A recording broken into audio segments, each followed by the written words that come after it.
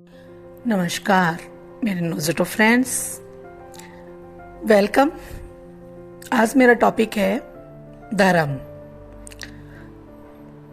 राजनीति शास्त्र में जब हम पढ़ते हैं तो कार्ल मार्क्स ने धर्म को अफीम की संज्ञा दी थी।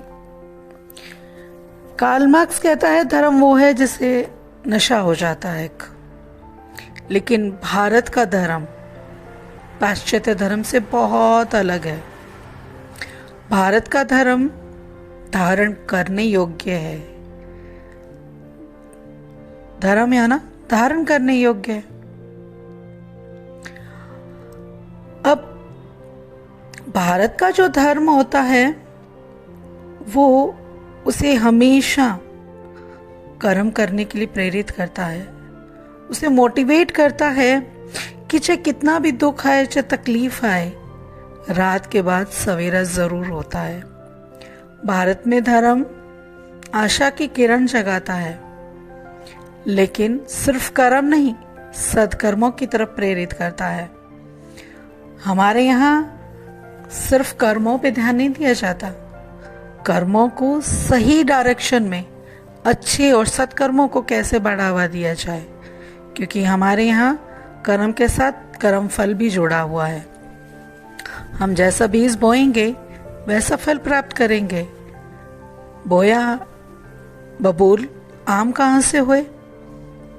तो हमारा धर्म हमें जागरूक रखता है, ये नशा नहीं कराता, ये सचेत होकर सत्कार्य करने के लिए कहता है। हमारे जो नन्हे मुन्ने बच्चे होते हैं उन्हें प्राचीन काल में भी दादी नानी कहानियां सुनाती थी। ये ज्यादा पुरानी बात नहीं हो गई, लेकिन हम जो अब पीढ़ी आ रही है उसे फिर से ये सुनाएं, वो कहानियां सुनाएं, ताकि वो जब कर्म करें तो वो सचेत होकर करें, न कि अफीम के नशे में करें कि बस कर्म करना है। क्योंकि आज के बच्चे सिर्फ पाश्चात्य का अंधा अनुकरण कर रहे हैं। तकनीक का इस्तेमाल किया जाता है, उसका अंधा अनुकरण नहीं किया जाता। आपके घर में आग होती है, गैस के चूल्हे में गैस में आग होती है। आग का इस्तेमाल अगर आप सचेत होकर करते हैं तो वो आपके घर का खाना बनाती है, लेकिन अगर आप उसका अंधा अनुकरण करते रहें, उसे ध्यान से ना देखें, तो वही आग घर चला नहीं सकती है ना। घर जलाना है या खाना बनाना है, ये आप पे डिपेंड करता है। तकनीक का इस्तेमाल कीजिए, लेकिन अंधा अनुकरण नहीं करना है। अपने बच्चों को कर्म की शिक्षा दीजिए कि वो सचेत होकर सत्कर्म करें, क्योंकि पाश्चात्य सभ्यता वहाँ के बच्चों को ये नहीं करवाते हैं कि वो बच्चों को कर्म के साथ सत्कर्म की शिक्षा दें।